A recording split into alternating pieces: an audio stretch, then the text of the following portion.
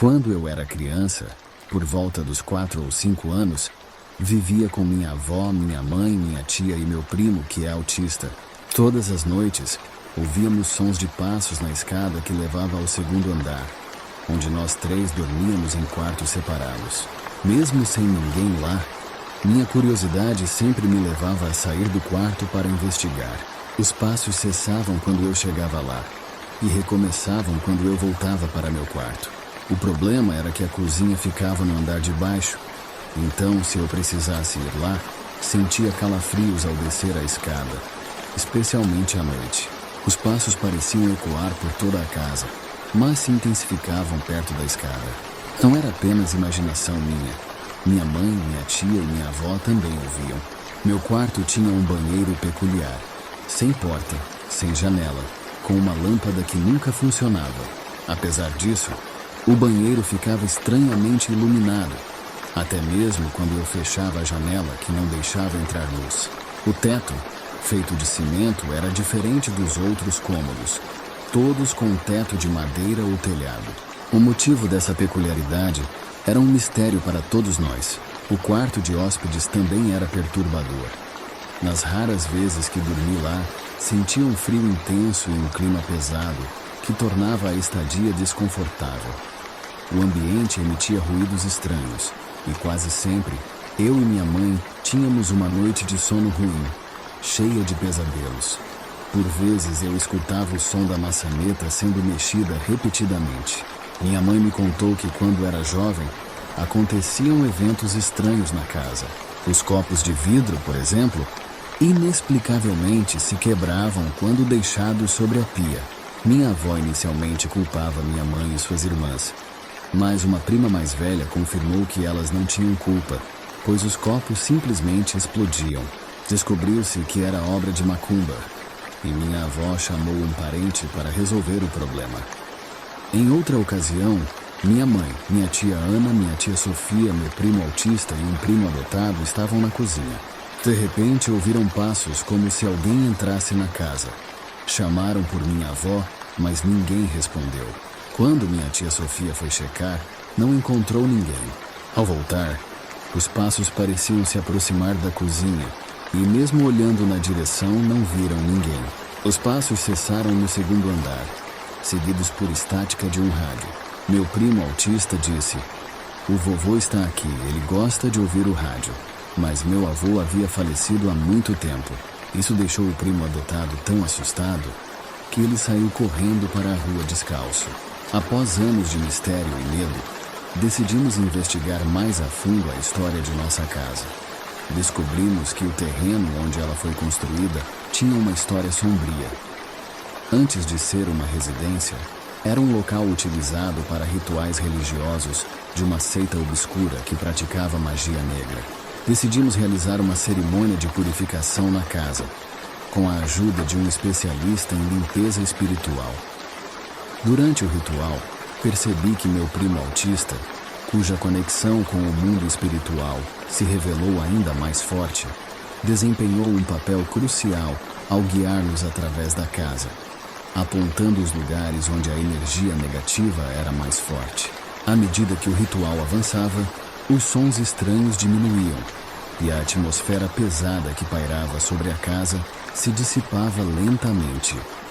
Meu primo adotado, que inicialmente estava assustado e cético, começou a sentir uma sensação de paz interior e, finalmente, entendeu que não havia mais motivo para temer. No final, nos reunimos abraçados e aliviados em nossa casa agora purificada. Percebemos que, apesar dos desafios enfrentados, nossa união e amor mútuo nos ajudaram a superar até mesmo os eventos mais assustadores. Nossa casa, uma vez assombrada, agora é um lugar de conforto e segurança, onde podemos criar novas memórias felizes juntos.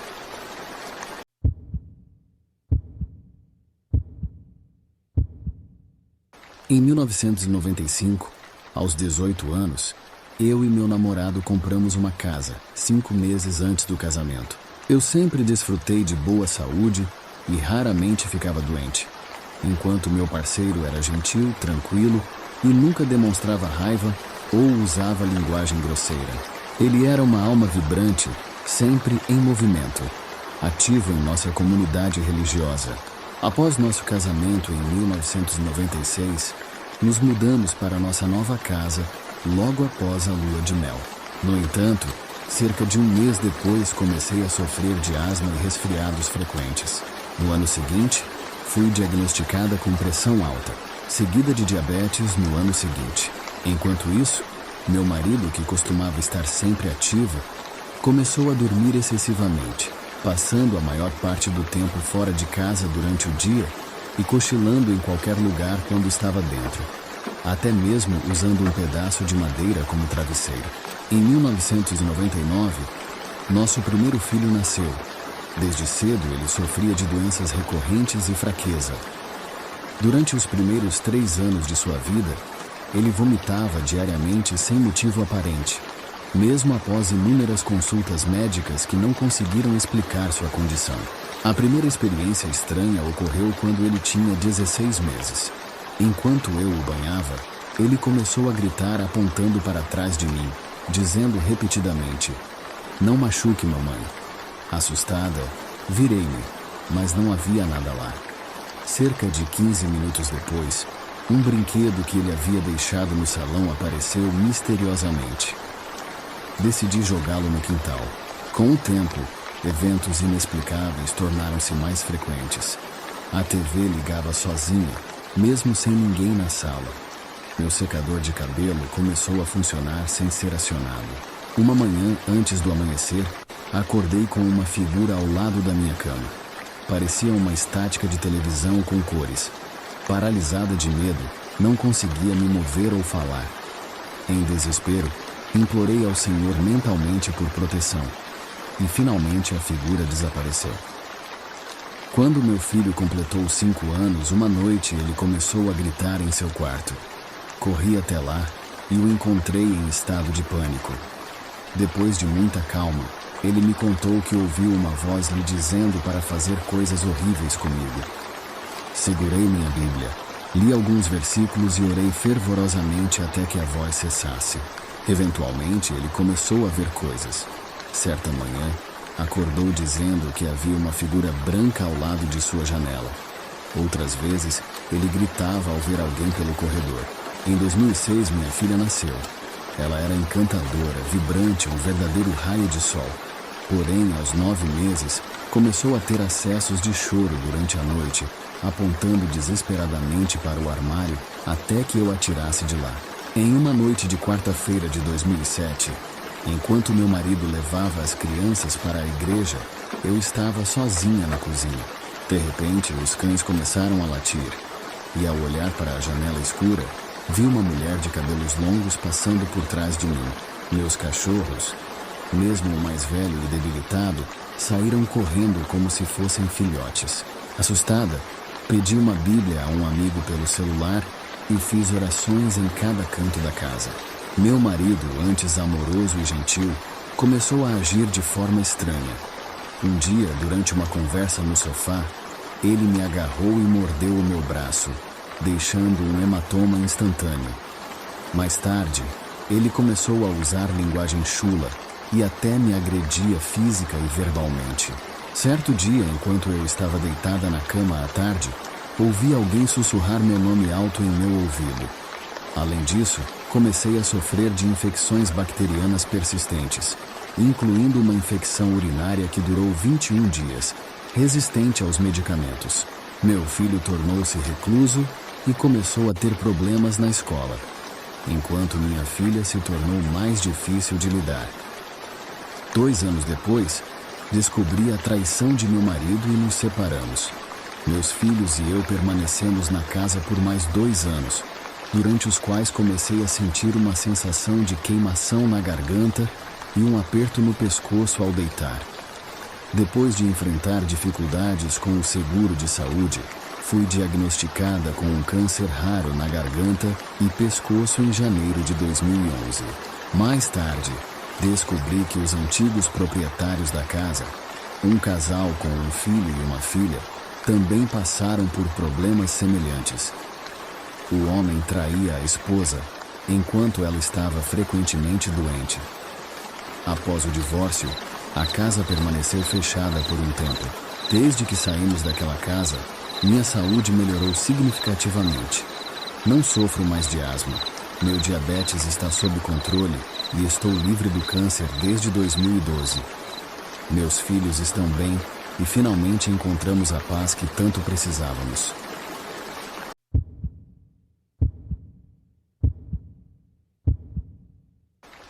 Uma noite de verão em 2005 trouxe consigo um evento verdadeiramente perturbador.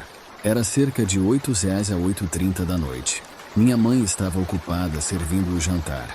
Como meu pai trabalhava como segurança naquela época, nossa rotina de jantar costumava ser um pouco tardia. Fui encarregado por minha mãe de buscar uma garrafa de refrigerante no carro, mesmo relutante devido a incidentes anteriores em que a porta da frente se recusou a abrir quando eu estava do lado de fora, e ninguém havia trancado a porta.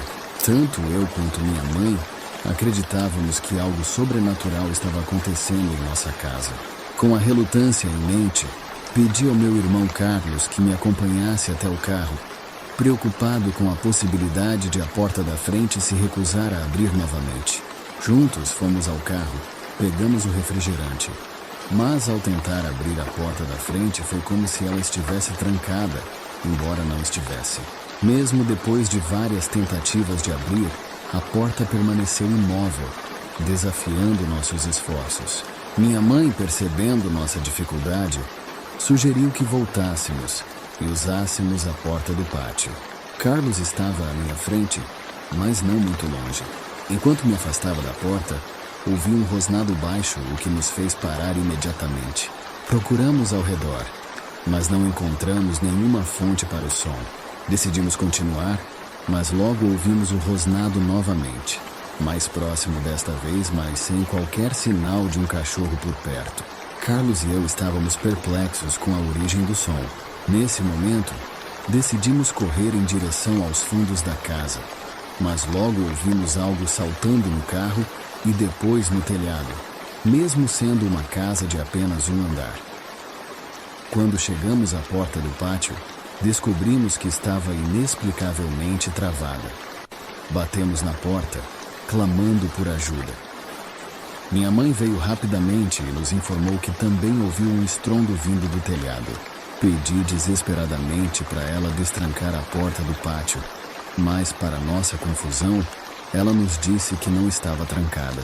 Mesmo assim, nossos esforços para abri-la foram em vão.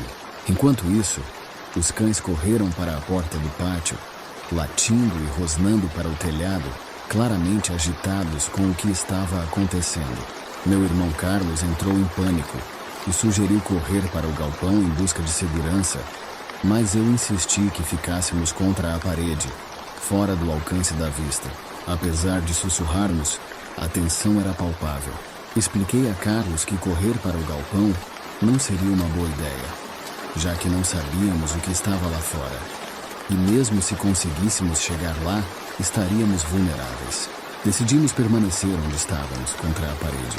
Enquanto minha mãe e os outros tentavam desesperadamente abrir a porta, os cães continuavam latindo e rosnando. Em um momento de desespero, Carlos propôs correr para o galpão novamente, mas recusei. No entanto, ele decidiu agir por conta própria e começou a correr quando contou até 3. Logo após, a porta finalmente se abriu e os cães correram para onde Carlos estava. Voltamos para dentro, mas nunca descobrimos o que estava causando toda aquela agitação.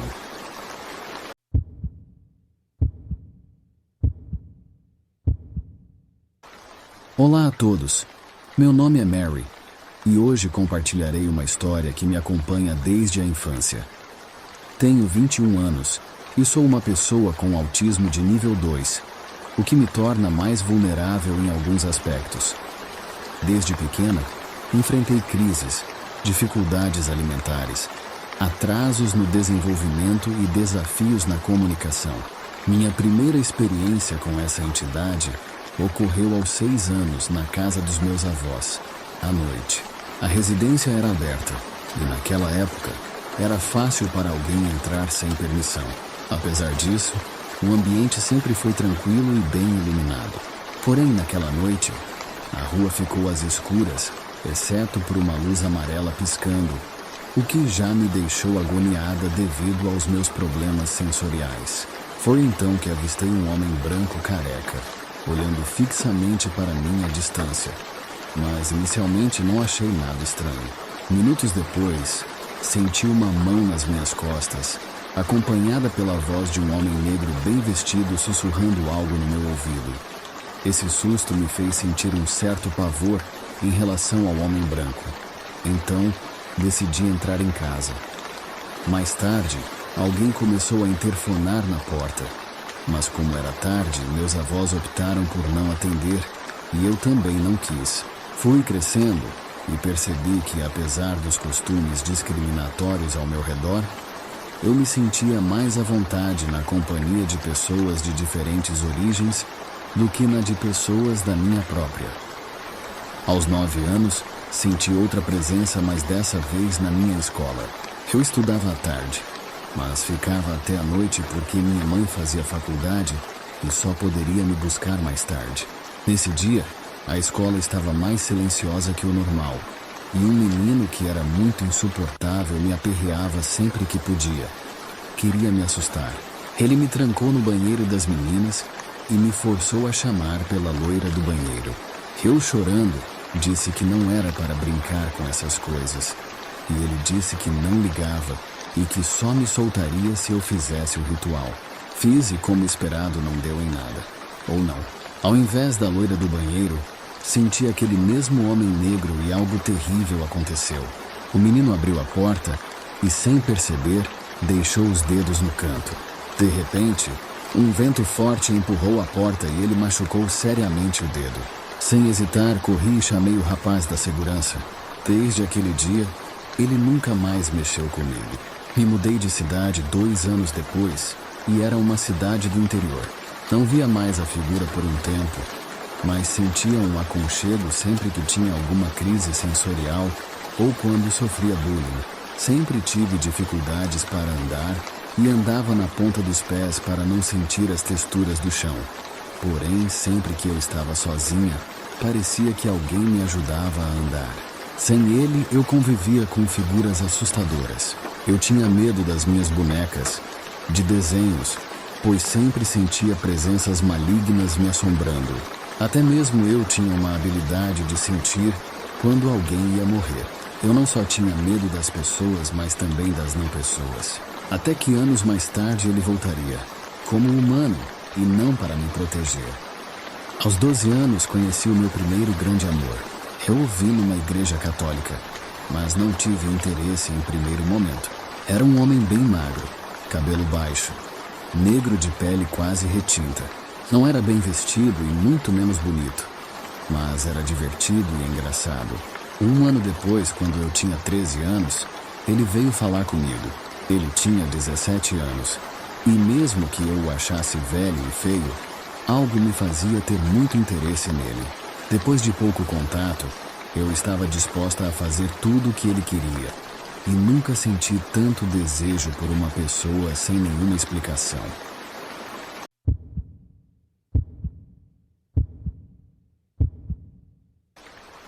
Eu sou uma brasileira com dupla nacionalidade que veio para os Estados Unidos em busca de oportunidades. Trabalhei duro, estudando ao mesmo tempo, até me formar em enfermagem aqui mesmo e garantir um emprego como enfermeira. Recentemente decidi morar sozinha. Antes vivia com uma tia que contribuía financeiramente, o que foi muito útil no início. No entanto, a convivência se tornou insustentável, com ela pedindo cada vez mais dinheiro. Sou grata pelo apoio inicial, mas percebi que era hora de ser independente. Decidi sair e calcular minhas despesas, concluindo que seria mais econômico viver por conta própria. Ao procurar por um lugar para alugar, fiz isso às pressas, mais preocupada em sair da casa da minha tia do que em investigar o novo imóvel. Não busquei informações sobre quem morava lá antes. Não examinei o local, nem pedi referências aos vizinhos. Um erro que agora percebo. Recentemente, Tenho sentido que algo não está certo na minha nova casa. A temperatura muda repentinamente, passando de quente para frio por alguns minutos, mesmo com as janelas sempre fechadas e o ar-condicionado ligado quando necessário. Durante o dia, sinto como se alguém estivesse me observando em casa, o que me causa uma sensação de cansaço e tristeza. Inicialmente, pensei que fossem apenas alterações hormonais, mas essas sensações persistem. Curiosamente, esses sentimentos só ocorrem dentro de casa. Quando estou fora, tudo parece normal. Às vezes, percebo um movimento estranho na minha visão periférica, especialmente em direção ao corredor do banheiro. Mesmo depois de mudar a posição de objetos, ainda sinto essa presença. Além disso, tenho a sensação de que, se olhar para trás, verei alguém, o que me deixa sobrecarregada e exausta. As portas da casa também se movem ou fecham sozinhas, sem motivo aparente. Isso geralmente acontece quando tenho visitantes e eles decidem sair. Meus amigos estão evitando vir aqui, o que compreendo, pois também quero sair. Um amigo sugeriu instalar câmeras de segurança para ver se consigo captar algo. No entanto, não tenho condições financeiras para isso, então pedi permissão ao proprietário da casa.